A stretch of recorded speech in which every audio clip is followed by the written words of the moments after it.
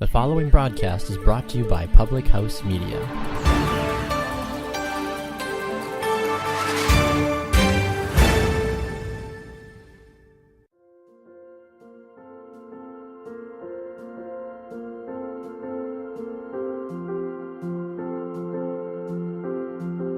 Resilient, overcomer, motivational. These words describe the speakers you will hear, as this podcast is filled with real stories of people on the journey with you.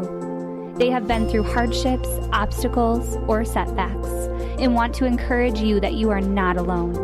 Their motivational stories and life lessons remind us that beauty can show itself in the darkest times, and we can step out in boldness to let our story impact others.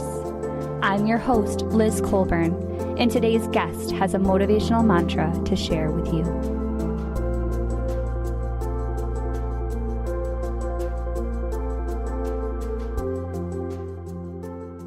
Progress over perfection. This motivational mantra is brought to you by Morgan Brill. She's 27 years old. She lives in Belgium, Wisconsin, and she's a registered nurse currently practicing as a clinical nurse educator. In addition to her full-time profession, she's also a lifestyle coach with a mission to empower women to find health and happiness through fitness, nutrition, and mindset change. She truly has a passion for preventative health, and that's evident in how she's going to talk to you today. She's been married to her wonderful husband, Sean, for almost 3 years now, and they love to adventure and travel together. They also love to visit new places, camp, run trails, and spend time outside. Morgan is a soccer lover. She's been playing the sport since she's been very young, and it's always been a huge part of her life. She and Sean are a healthy little family with 2 fur children, their cats. When Morgan and I sat down to chat, the first thing that I wanted to know more about was the struggles and the obstacles that have shaped her life the most. This is what she said. Yeah, so as the oldest child of 6, I've grown up always being the leader of the band, so to say. I grew up in a household full of love and support, and I had a wonderful childhood since I was young, but I've always put this self-inflicted pressure on myself. I think being the oldest, we kind of have that tendency to be the best at everything I was involved in. In part, I wanted to be a role model for my siblings as they aged, but I definitely was searching for affirmation and acceptance from my peers by getting involved in all sorts of things, generally what all my other friends were doing too. I wanted to feel a part of something. However, feeling a part of something also meant to me that I needed to be the best at all things that I was involved in. When I was praised for overachieving, I would do it again and then again, because that meant others liked me or liked what I was doing. And I was definitely being recognized for something positively. It affected me very negatively. Wow, I don't know about you, but for me that really hit home. I'm going to repeat what she just said. She was being recognized for something positively that affected her negatively. Now, it's normal to seek praise, and all humans have that desire to have praise from other people, and we also usually strive to do what we're being praised for, whether that's weight or something physically, grades, volunteering, sports. But now Morgan's going to talk about the dangers of that in the following clips.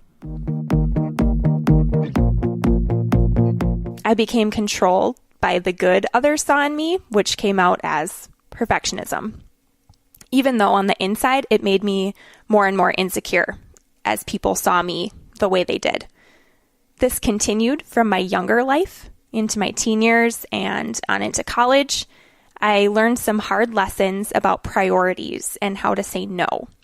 I think one of the biggest ones definitely was my junior year of college. I made a hard decision not to play soccer my senior year and focus on my studies in nursing. My whole life began to transition from my roles and priorities as I transitioned from an athlete to a professional nurse. This is a journey for many people. She gave it a name, perfectionism. Now, anyone who has struggled knows that it begins somewhere and then it manifests in different ways throughout life. She decided here that she couldn't do it all, and she quit the one sport that meant the world to her to focus on her studies. But as we're about to see, this struggle also affected her too. I stopped being as active in my lifestyle. I was no longer part of a team. My group of friends changed a bit as I focused on my academic peers versus my athletic peers. My life got unhealthy, late night studying, eating food because I was bored, trying to stay awake studying, going out with friends on the weekends because the week was stressful and de-stressing that way. Water, what was that? Didn't have time to drink that or carry a water bottle. I gained weight, absolutely, after all of that, about 25 pounds to be exact. Has that ever happened to you? You make one change and your life just starts spiraling down, down, down. Well, what you're going to see with Morgan is it spirals down for a little while, and then it's like a ping pong effect, back and forth and back and forth, as she's trying to learn about herself and what truly matters. So shortly after I graduated school, I realized I'd gained this weight. During it all, I had no idea. And I became very self-conscious of that. I was a nurse and a former athlete. So how could I have become that way? So I drew a line in the sand and took care of that. Perfectionism takes care of those tendencies. You make a plan and you get it done. I downloaded a calorie counting app and I started to run because that's how I knew how to train. I did that a lot. And I found happiness in seeing how many calories I could have left over each day that I didn't use. I didn't eat the right things, and I didn't eat many things. My friends and I love to do things like go out for ice cream, especially Culver's. But after eating ice cream, I would go run, up to 5 miles to be able to offset the calories that I just ate. So after all of that, I noticed my clothes began to fit better and people noticed the change and started giving me more attention. Things like, Morgan, you're so skinny. Morgan, you're losing weight. You're looking great. And this only fed my drive to keep going in this vicious cycle. So I continued to use exercise as that tool to have the perfect body. There comes that perfectionism again, which was associated with weighing less and being skinny. There's that pendulum again, and it's swinging in the opposite direction, which is just as, if not more, dangerous. You see those perfectionist tendencies again. Striving for that praise, there's that again. But let me tell you that I've seen pictures of Morgan. I've seen her progress from overweight to underweight and back again, and Morgan's not alone. I want to stop right here and give you some statistics on how perfectionism can manifest in something like an eating disorder. Over 30 million people in the U.S. will suffer from some sort of eating disorder in their lifetime. The main ages, Morgan was right there. It's between 18 and 25 years old that most people suffer from an eating disorder. And also, this one shocked me. It is the number one killer of any mental illness that we have.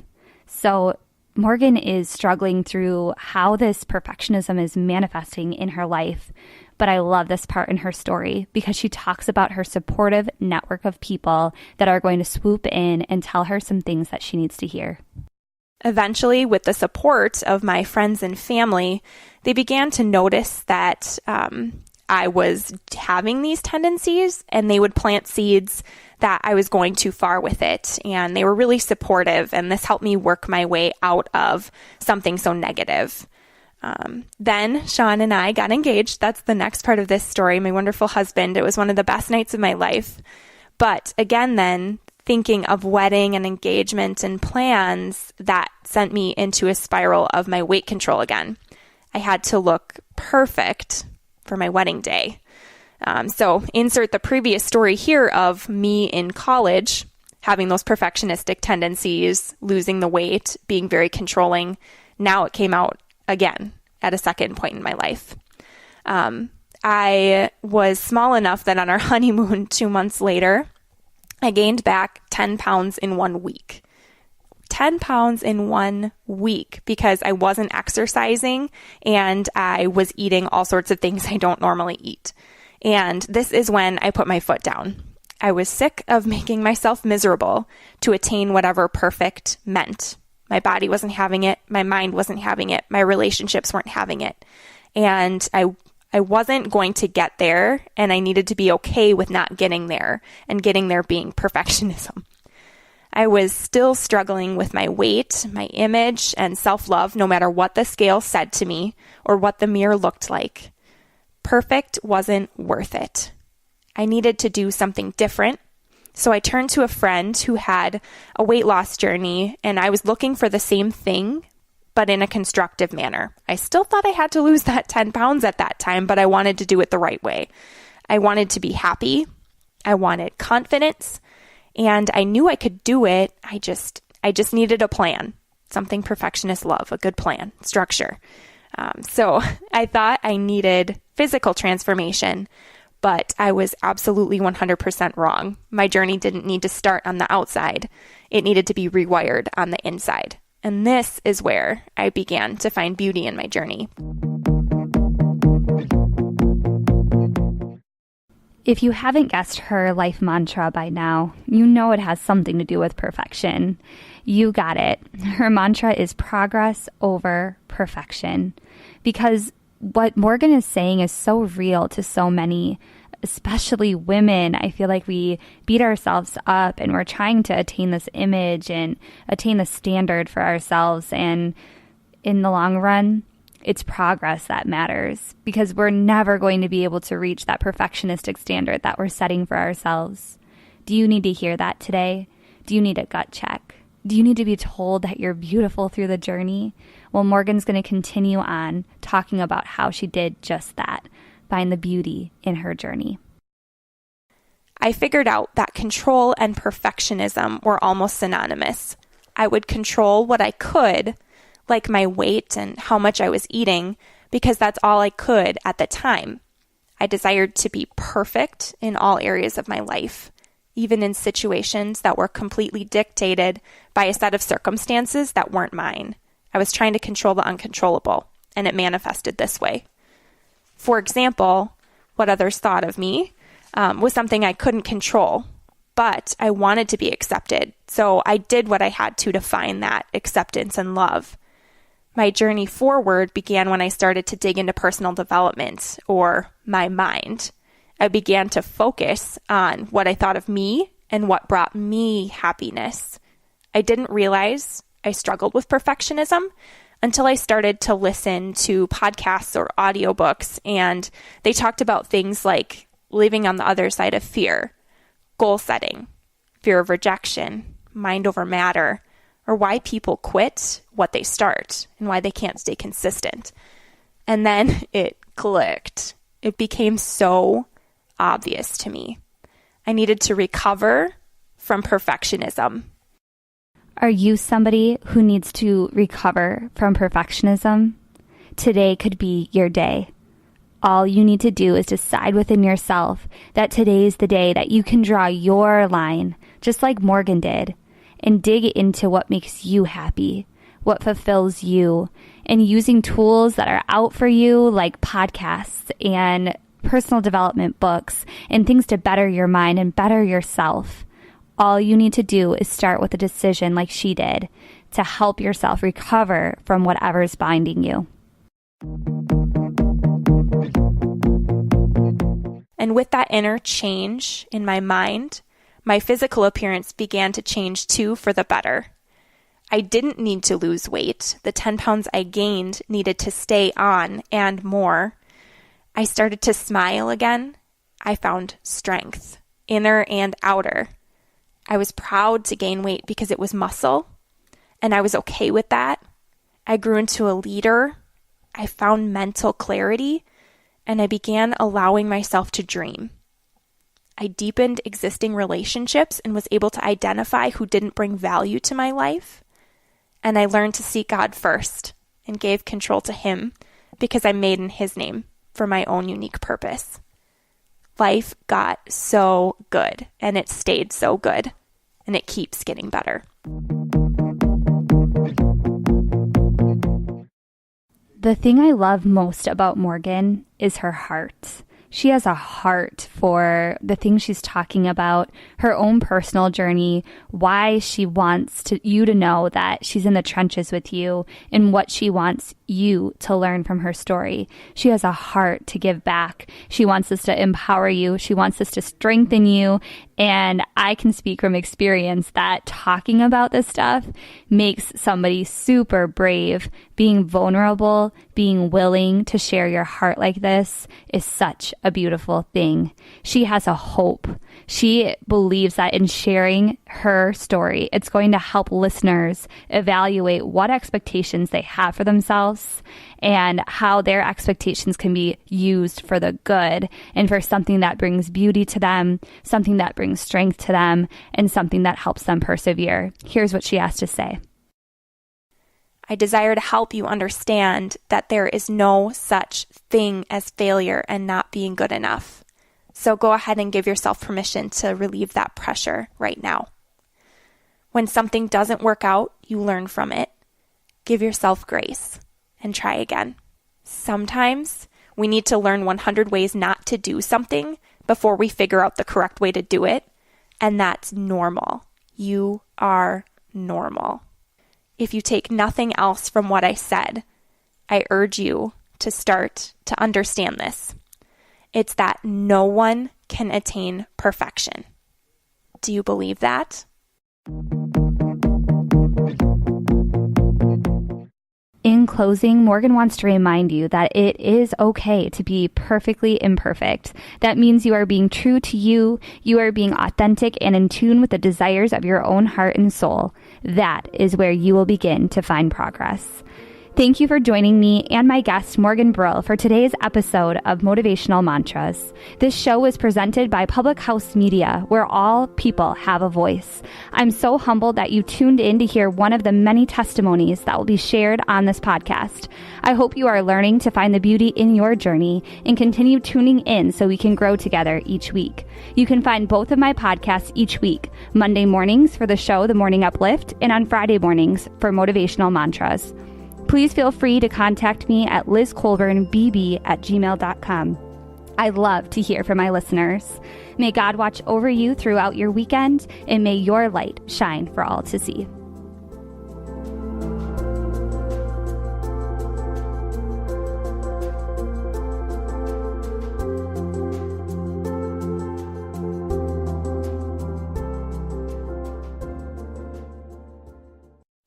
When I wake up in the morning, love, and the sunlight hurts. Alex Guthrie is a street musician who dreams of his music being heard by millions. American Family Insurance is making that happen. Lovely day, lovely day, lovely day. Find your champion at amfam.com. American Family Insurance. Insure carefully, dream fearlessly. American Family Mutual Insurance Company, SI, American Family Insurance Company, 6000 American Parkway, Madison, Wisconsin, 53783.